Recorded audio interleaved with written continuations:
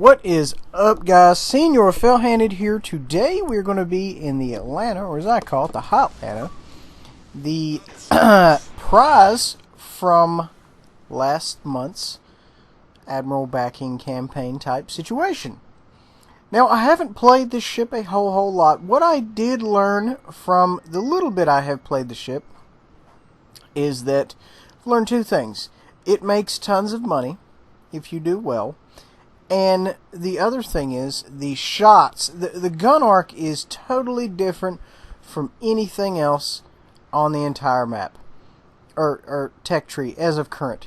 And the reason I say that is the shots are so enormously arced. And even if you're not shooting over a hill or you're shooting something close, you still have ridiculous gun arcs. Your round is literally going to strike their ship from the top down.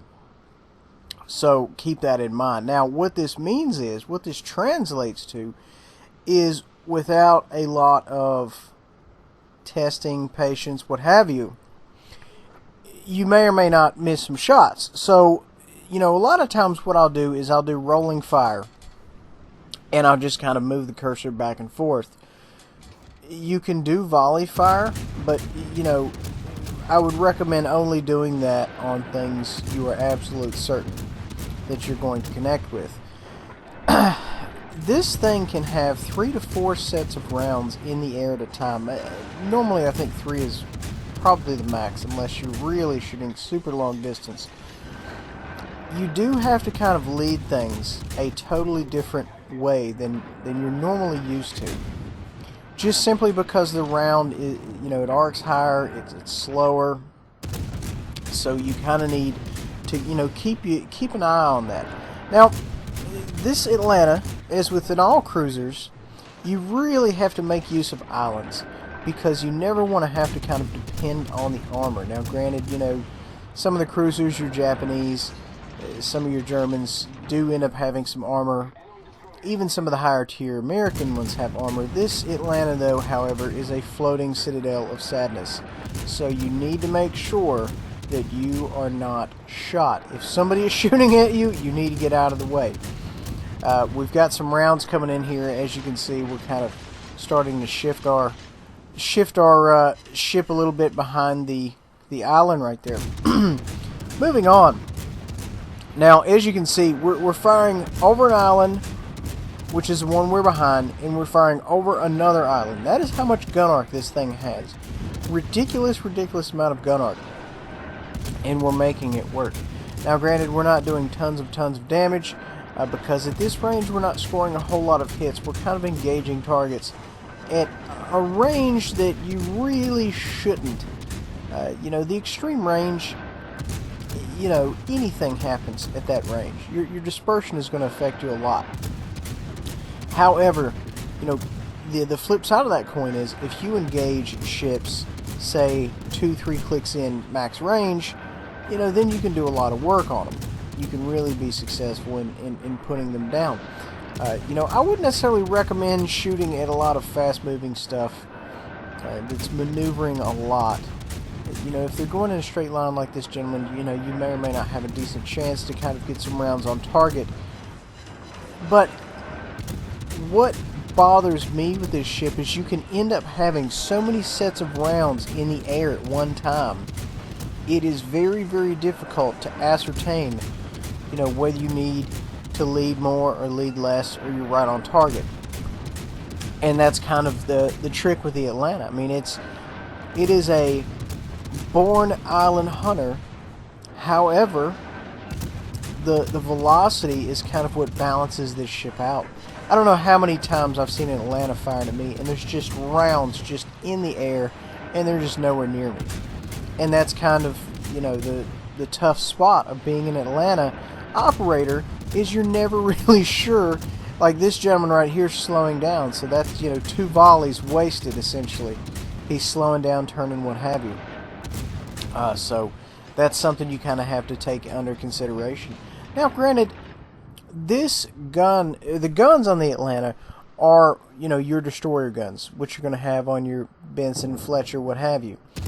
Not a whole lot of damage, high DPM. So if you're looking to set fires, this is the way to go. You do not want to run AP out the side of these things because it's just not going to happen for you. You may manage to get some decent damage here or there, but as a rule of thumb, I would not recommend it. This is the total polar opposite to the Pensacola, which is a tier lower, which can come up in Citadel battleships one tier higher. So, don't necessarily come into this thinking, you can really shut some people down. No, this is not an alpha, this is a DPM. Alpha being, damage output in one shot or one volley in this case, and DPM meaning damage per minute. Moving on. Now, other features this particular vessel has is radar. Everything up to 8 clicks is shown immediately, and that is on the rightmost, and then it has a sonar hydroacoustic type situation there, and it's good for kind of dodging torps. And as you can see here, we don't necessarily have any DDs around us. We haven't really decided to use it. We're so far out of range of most things. It's really a non-issue, except for the one gentleman over across the way here, and we're pretty confident we can kind of go head to head. Right now, we're not doing an amazing amount of damage, and that's the thing. You really kind of have to focus to really get some good damage. You kind of have to have a good situation, because if you're engaging everything at a massive range and you're leading everything 1 bar more than you normally do, it's going to be difficult to make anything happen. Now, since we just got a torp kill, let's speak about the torpedoes. The torpedoes are the old crap torpedoes. They are the 4.5 click version, so they are very short range, and there's a set on each side, and it is the kind of situation where you need to fire them if things are going south. Now, granted, we fired them just for the heck of it. Why not? But it is kind of a funny thing there. Speaking of which, the gentleman there who just messaged me at the bottom, good guy, saw him in a game. We started talking. He is a fan. If you're seeing this, what is up? Now, as you can see here, we're 2v2, 45,000 damage. We have not lit the world on fire by any means. Well, we've lit some of it on fire, but we're not really out here, making anything happen. We're not breaking any records. Let's put it that way. But you know what? We're out here. We're doing things. We're getting a little money. It's not necessarily good, and it's not necessarily bad.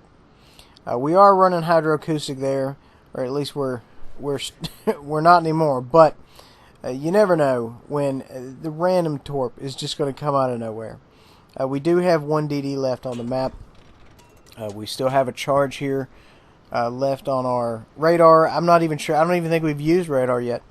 We're kind of posted up on the cap. I'm going to probably give it a minute and then maybe bust the radar. Because that is a DD's nightmare right there. I can tell you personally from being in these high tier lobbies, I am 100% not a fan of radar.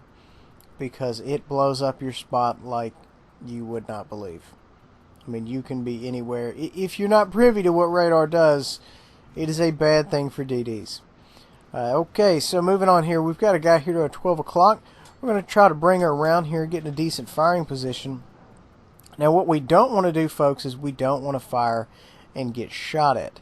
Or get connected with, let's put it that way. So I'm kind of not really wanting to come around here. You can kind of see I'm mulling it over in my head, that I don't necessarily want to even start firing, simply because, we don't want to show everybody where we're at. Granted, he's almost dead. We've got 1 guy left. It's more or less a foregone conclusion. We're going to go ahead and send something, see if we can steal that kill. Doesn't quite work out for us. And now we immediately bust the radar. Looky. This guy was creeping on us. He would have been in range within moments. We're going to try to line up our torps here. Just so we can kind of throw him, just in case he decides to bend that corner. Because, you never know what people are going to do. We've got the fish inbound, and now we're just going to kind of hold off and wait. if he comes around that corner, he will be dead before he launches his torps. Simply for the guns on this thing. Granted, it doesn't happen, but it would have been nice to kind of see it play out. I would have been a little interested to see what's going on there. Yes, so we had a decent game. Nothing earth-shattering. 45,000 damage. 325,000 silver. A really good ship. You just have to kind of get the hang of the flight time for the rounds and how much extra you have to lead targets. Guys, I really hope you enjoy. Make sure to like, subscribe, share. We'll see you guys next time.